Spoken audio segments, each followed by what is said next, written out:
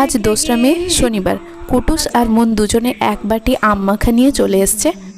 আমাকে হাতে ধরিয়ে বলছে যে হ্যাপি বার্থডে টু ইউ, আজকে আমার জন্মদিন। আমি স্নান করে রেডি হয়ে পুজো করে নিয়েছি, তারপর লাঞ্চ করতে বসে গেলাম। লাঞ্চে এই সমস্ত ছিল। লাঞ্চ শেষে এই পুদিনা পাতার জলটা একটু খাচ্ছিলাম, তারপরে 2টোর দিকে বোনকে ছাড়তে চলে গেলাম তার টিউশানে। টিউশন থেকে আসতে না আসতেই দেখলাম মা চলে এসছে।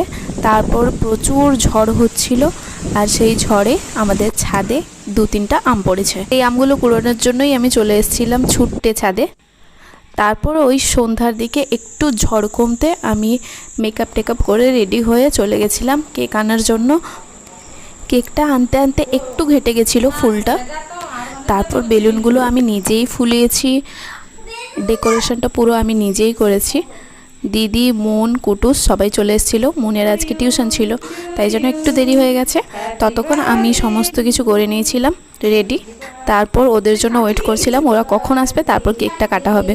মন তো খুবই খুশি, কুটুসও আরও বেশি খুশি, আর এখানে সবথেকে বেশি খুশি আমি।